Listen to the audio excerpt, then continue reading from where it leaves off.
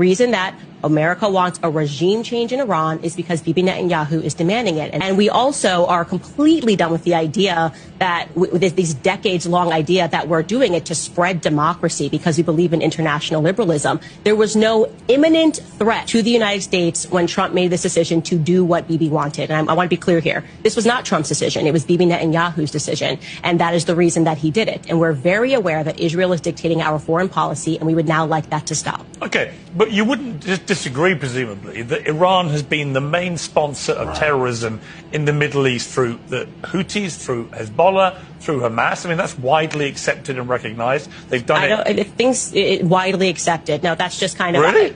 You don't think they have? Has been a terrorist state. Okay, Israel right now is imparting a genocide and a Holocaust on the Gazan people. So I'm really over this idea like somehow Israel has the moral high ground and we have to get behind them. I didn't say because that. We've got to go after the bad guys. So it's rich to me that people are concerned about Iran having nukes. But I'm concerned about Israel, who won't even admit that they have nukes, having nukes, while at the same time they are executing a genocide and a Holocaust in Gaza that the world is watching. So who's the bigger terrorist is the question. But when the leader of Iran says death to America, why doesn't that concern you? Why are they chanting death to America? Maybe it has something to do with just like killing 1 million Iraqi civilians, okay, because Bibi Netanyahu on a congressional stage and said there are weapons of mass destruction, and we took that to the bank and there actually were no weapons of mass destruction, so we just killed 1 million. It could have something, I could be crazy, it could have something to do with our actions in the Middle East. We know that Bibi Netanyahu funded the Al-Qaeda adjacent front because he wanted to overthrow Syria. Bibi Netanyahu funded Hamas. There's footage of Bibi Netanyahu saying this stuff on camera. So it's just so ridiculous to me to pretend that they're in some predicament, that they may be eradicated soon, which is why they have to keep funding all of these terrorist groups and then pretending that they're victims of terror, when in fact they are people that are imparting it worldwide. Okay?